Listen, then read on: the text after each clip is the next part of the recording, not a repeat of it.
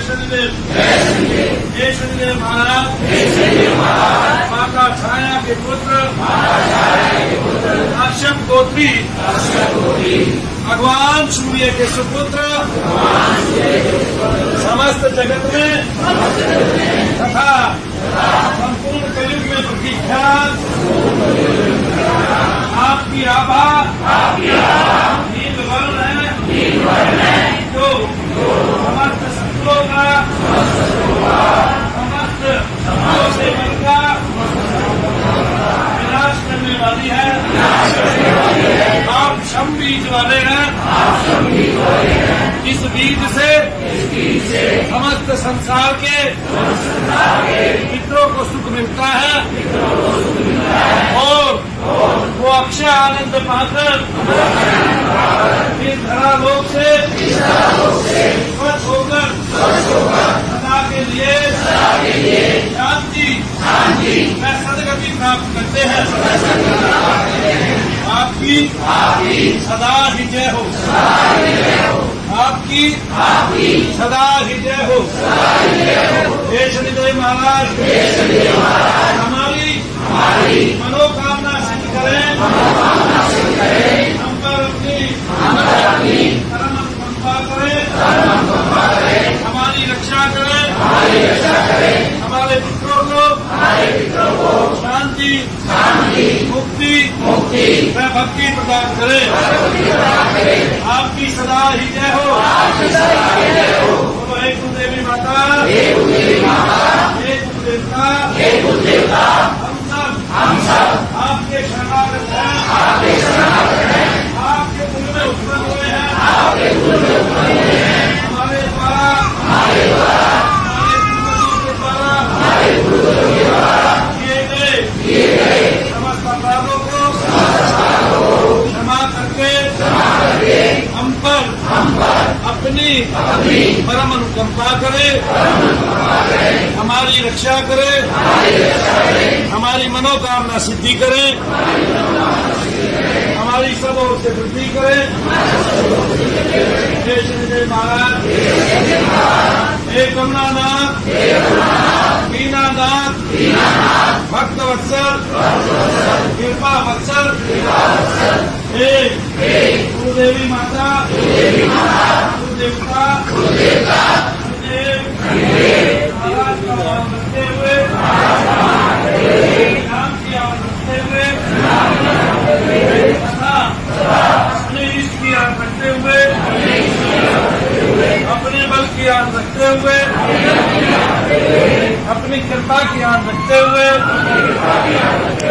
हमारे शरीर से, हमारे घर से, हमारे परिवार से तांत्रिकों का भोग त्याग कर बंधनहीन होकर सदा के लिए मुक्ति को ग्रहण करें। शनि धाम में आकर पधारे शनि धाम में ही विश्राम करें। आपकी सदा ही जय हो, सदा ही जय हो, सदा ही जय हो, सदा ही जय हो। बोलो जय शनिदेव, जय शनिदेव, जय शनिदेव, शनिदेव महाराज की जय। बोलो हे महाकाली माता, हे महाकाल देवता, हमारे साथ न्याय करो, तांत्रिकों के भोग का त्याग करके बंधनहीन होकर सदा के लिए हम पर अपनी कृपा करें, अनुकंपा करें, हमारी रक्षा करें, हमारे दोषों का मर्दन करें, हमारे भार का मर्दन करें, तांत्रिक के भोग का त्याग करें और इस क्षेत्रीय देवी देवता के रूप में आप हमारे शरीर में, हमारे घर में, हमारे परिवार में विराजे हैं और हमारे लिए अनंत कष्टदायी हुए हैं। उन सब कष्टों का त्याग करें। आपकी सदा ही जय हो, सदा ही जय हो, सदा ही जय हो, सदा ही जय हो। जय शनिदेव, जय शनिदेव, जय शनिदेव, जय शनिदेव। हमारे घर का जो भी रोग दोष है, कष्ट क्लेश है, उसका निवारण करें। आपको आपके कुल का मान लगे, आपको आपके भक्तों का मान लगे, आपको आपकी जी का मान लगे। आपकी सदा ही जय हो, सदा ही जय हो, सदा ही जय हो। जय शनिदेव, जय शनिदेव, जय शनिदेव, जय शनिदेव, जय शनिदेव, जय शनिदेव।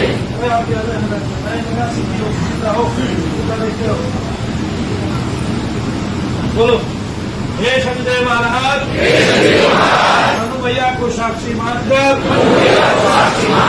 हम आपको धूप दीप जलदान करते हैं।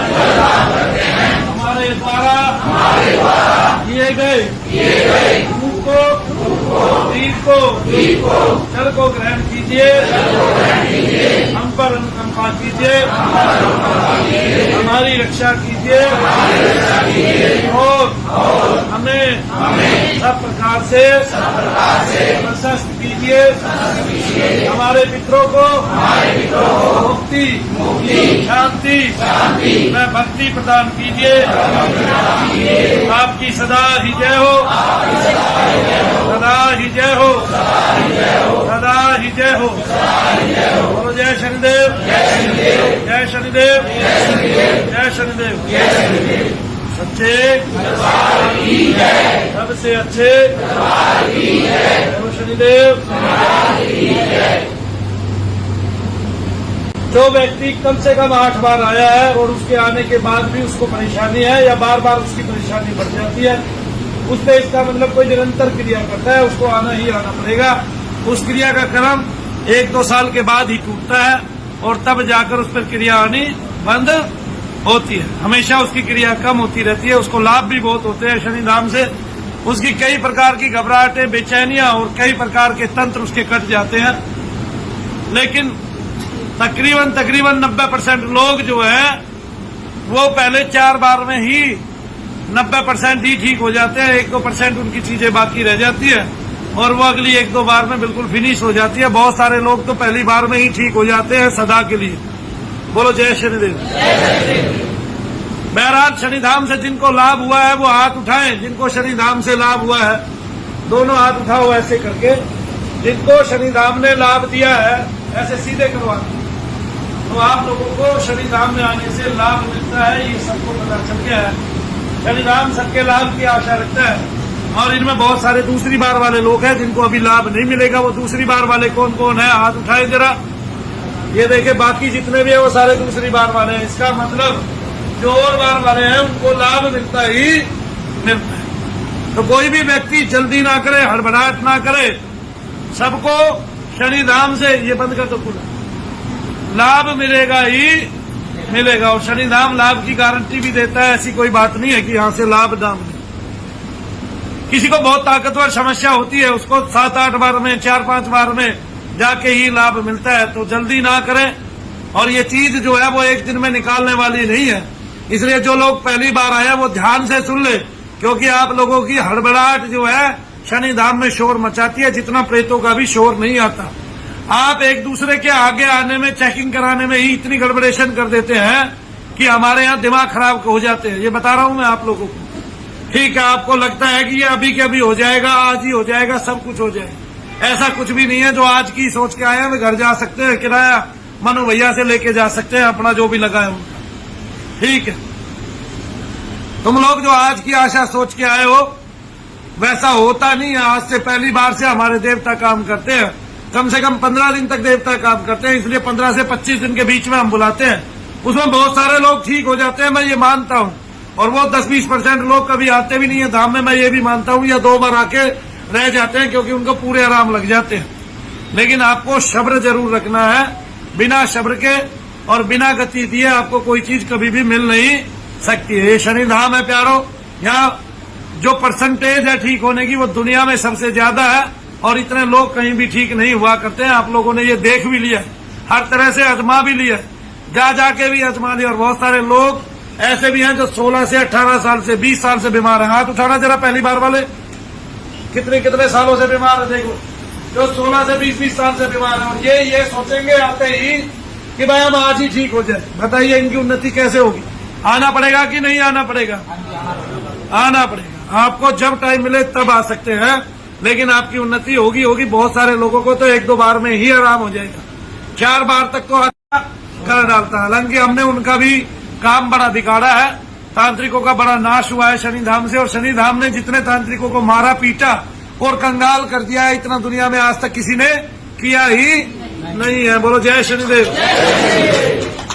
आप सबके सौहार्द ने, आप सबके प्यार ने शनि धाम को नंबर 1 बनाया है। क्या बनाया है? नंबर 1 कैसे बने हैं? क्योंकि हमने लोगों का दिल भी जीता है, काम भी किया है, मेहनत भी किया है, पसीना भी बहाया है और आप लोगों के भले की, आप लोगों के कल्याण की बातें सोचिए। बहरहाल इस गद्दी पर बैठा मैं ये दावा नहीं करता कि मैंने ही भगवान के दर्शन किए हैं, लेकिन ये दावा जरूर करता हूं दोनों हाथ उठा के कि अगर इन हाथों ने शनिदेव महाराज को साक्षात छुआ है, इन आंखों ने उसको देखा और कानों ने सुना है, और जो हमारे हाथ से लिखी हुई स्तुतियां हैं वो शनिदेव महाराज के सानिध्य में लिखी गई है, उनकी उपस्थिति में लिखी गई है, तो वो आप सबका कल्याण करे। इतनी बड़ी बात बताने वाला आपको संसार में धीरे से कोई नहीं मिलेगा। जय शनिदेव। लोग थोड़े दिन उपासना करते हैं, उनको भगवत दर्शन होता नहीं है और वो लोगों को और प्रकार की बातें बताने लगते हैं। और 10-10 दिन में लोगों के यहाँ सवारियां आ जाती हैं और उनके अंदर माताएं आती है। बाद में वो माताएं इतनी बिगड़ जाती है कि वो माँ बहन की गालियों पे उतर आती है।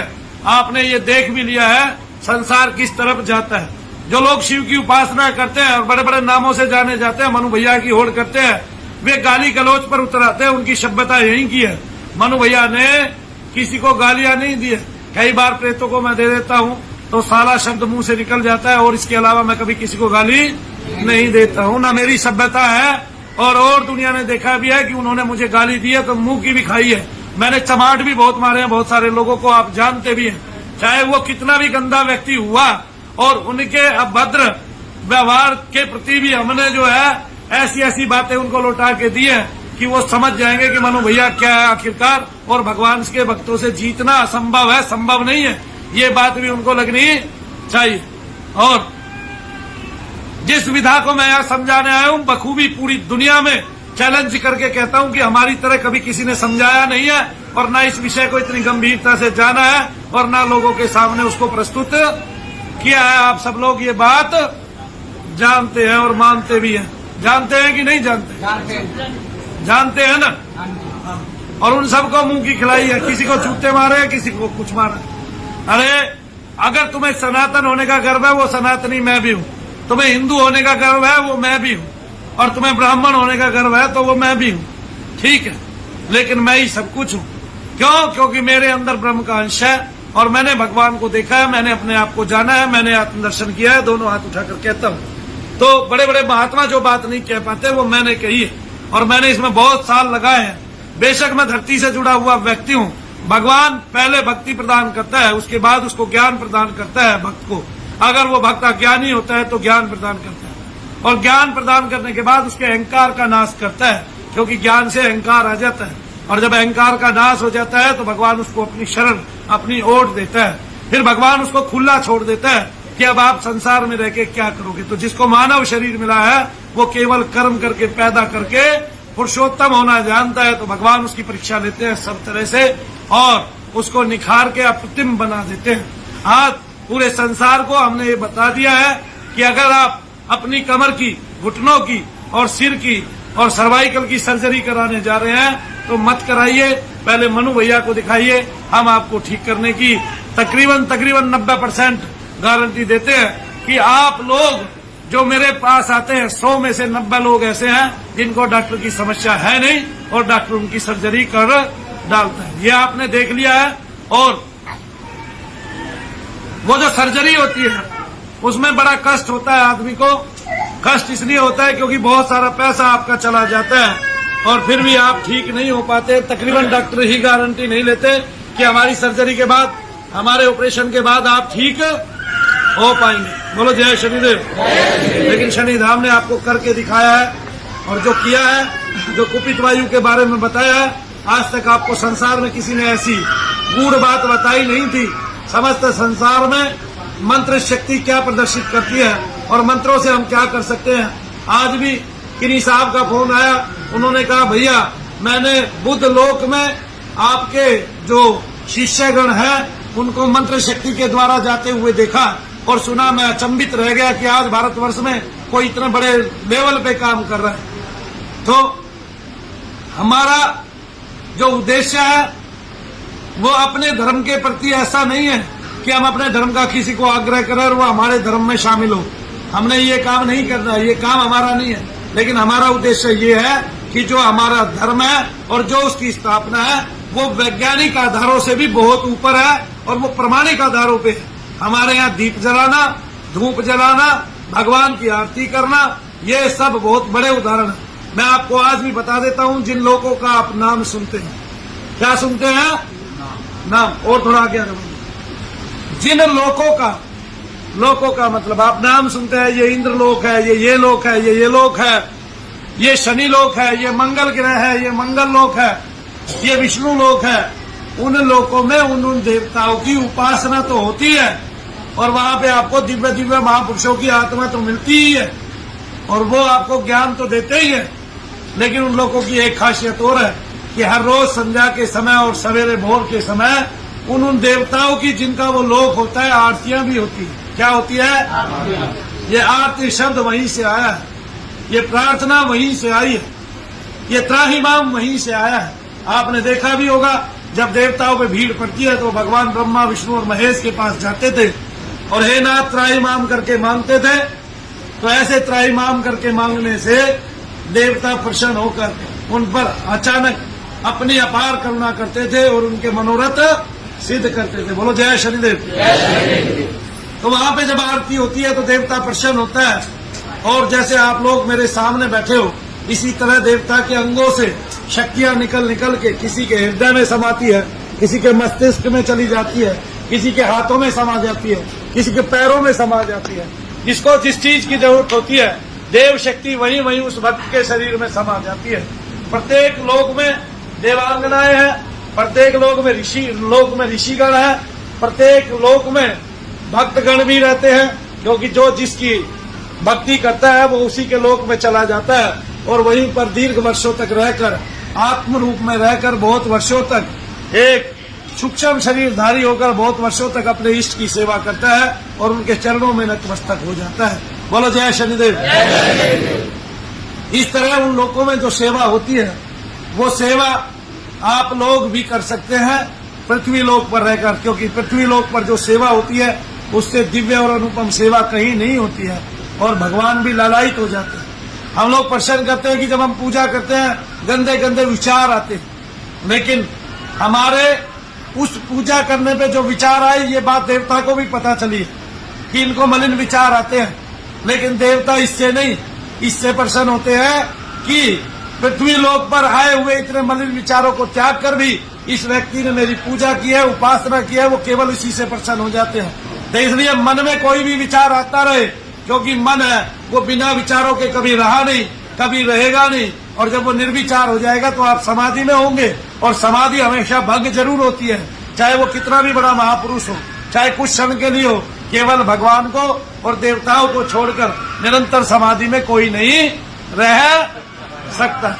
तो जब समाधि भंग होगी, हम समाधि के अतीत हो जाएंगे, तो फिर क्या होगा? हमारे विचार जागृत हो जाएंगे, हमारा मन लौट आएगा, क्योंकि समाधि में न मन होता है न प्राण होता है। तो हमारा मन और प्राण वापिस लौट आता है, हम संसार में मिलते हैं। संसार में बाह्य वायु है और वो बाह्य वायु आपको मलिन विचार प्रदान करेगी। इसलिए बिना डरे डटकर भगवान का नाम लेना चाहिए और ये सोचते हुए लेना चाहिए कि कितने भी विचार आ जाए मैं थमने वाला नहीं हूँ या हूँ नहीं। तो अपने आप को जोर लगा के भगवान का नाम जप करना है। घंटा देख के भगवान के नाम का जप करना है, रोजाना भगवान के नाम का जप करना है, जिससे आप लोगों को प्राणपन से भगवान की उपासना सेवा करने का मौका मिले और भगवान आप पर प्रसन्न हो। बोलो जय शनिदेव, सच्चे। आप लोगों को मैं बीच बीच में बहुत ही गूढ़ बात बताता हूँ जो बड़े बड़े महात्माओं के लिए दुर्लभ होती है, इसलिए मैं आपको बहुत बार बताता हूँ और वो बातें बताता हूँ जो केवल आत्मदर्शी ही बता सकता है। ठीक है, हमें इस बात का अभिमान नहीं है क्योंकि हमने 7 साल लगातार सेवा की है भगवान की, और उस रूम में सेवा की है, 23-23 घंटे जप किया है और खाली पेट रह के जप किया है। मैंने आपको बीच बीच में भी बताया, ये सब चीजें मैंने जो की है, इनके बीच में बार बार लोग बीच में भी आते रहे हैं जो मेरे उन काल में साधनारत कालों में जिन्होंने मेरी सेवा की है, और उन्होंने भी आपको सबके सामने बताया कि हाँ भैया जी ने ये किया है। मैंने प्रमाण दिए हैं सब चीजों के। क्या दिए हैं? क्या दिए हैं? प्रमाण दिए हैं सब चीजों के। इसलिए जो करता है वो आंख में आंख डालकर बता भी सकता है। तो इसलिए भगवान का नाम जप करना चाहिए। भगवान के नाम से ही समस्त दुखों का, समस्त कष्टों का छुटकारा होता है। इसके अलावा कोई और सेवा साधन ऐसा नहीं है संसार में जो आपका इन सबसे छुटकारा करे। लेकिन भगवान प्रसन्न होते हैं प्रार्थना से, भगवान प्रसन्न होते हैं, सफल होते हैं, करते हैं प्रार्थनाओं को, और भगवान प्रसन्न होते हैं मंत्र जप से। भगवान आते हैं मंत्र जप से, देवता मिलते हैं मंत्र जप से, शक्तियां उत्पन्न होती है मंत्र जप से, क्योंकि वो शब्द बहुत ही सूक्ष्म होता है। उसकी गति संसार में प्रत्येक चीज से तेज होती है। कोई वस्तु इतनी तेज नहीं चलती जितना शब्द ब्रह्मांड में फैलता है। शब्द ही परवर्ती है। अपने अपने शब्द सबको बनाने पड़ेंगे। जैसे गांधी जी का हे राम पूरे वायुमंडल में प्रभावित है, तो इसलिए जब आप कोई शब्द छोड़ते हैं वो तुरंत पूरे ब्रह्मांड में घूमकर आपके पास आ जाता है। आपकी कमर से आपका विचार फौरन घुस जाता है और आपके शरीर में दोबारा प्रविष्टि पा लेता है। मंत्र भी जब मंदिर में बैठते हैं, गुंबदनुमा मंदिर में बैठते हैं और वहां जाके जप करते हैं तो बड़ा ही प्रभावी काम करता है। जब वो आपके शरीर में वापस घूमता है, घुसता है, तो आपका शरीर में जो तरंगे आती है, जो सूक्ष्मता घुसती है, उससे आपका कुंडलिनी शक्ति जागृत हो जाता है। और ये करते करते करते करते आप बहुत सारी बातें अपने आप जानने लगते हैं, सीखने लगते हैं। आपका बुद्धि का जो तत्व है वो बहुत सूक्ष्म हो जाता है और जो बुद्धि की मलिन गांठें है वे खुल जाती है। आप लोग सदैव ध्यान दीजिएगा कि आपने मंत्र जप करना है, प्रार्थना करनी है। एक बार मैं बहुत गहरे कष्ट में था, मैंने एक छोटी सी प्रार्थना की थी, वही प्रार्थना आपसे कराना चाहता हूँ। आप हाथ जोड़िए। और वो कष्ट इतना जहरीला था मैं आपको बता नहीं सकता, और मैंने उसके बीच बीच में चर्चा भी किया, लोगों को बताया भी है, लेकिन अभी समय उसका नहीं है कि उस कष्ट को मैं आपको सुनाऊं। लेकिन मेरे साथ प्रार्थना करें, बोले शनि कष्टों ने मुझे आघेरा, दारिद्र्य हमको सताए रहा, रहे हाड़ चाम तन में केवल, मुख फिर भी गुण तेरे गाए रहा, कर कृपा देवो हे नाथ जी अब, चरणों में शीस नवाए रहा, निज भक्ति देव जो आप मिलो, मन फिर भी गुण तेरे गाए रहा, शनि कष्टों ने मुझे आघेरा, दारिद्र्य मुझको सताए रहा। तो एक ही पैरा मैंने आपको सुनाया है, एक ही पैरा मैंने आपसे कहलवाया है। दोनों हाथ उठाकर बोलेंगे, हे नाथ, हमारे कष्टों से हमें त्राण दो, मुक्ति दो। हे शनिदेव महाराज, सब पर अपनी अपरंपार कृपा करो, हमारी रक्षा करो। आपकी सदा ही जय हो, सदा ही जय हो, सदा ही जय हो। बोलो जय शनिदेव, शनिदेव महाराज। इनाम त्राहिमाम त्राहिमाम त्राहिमाम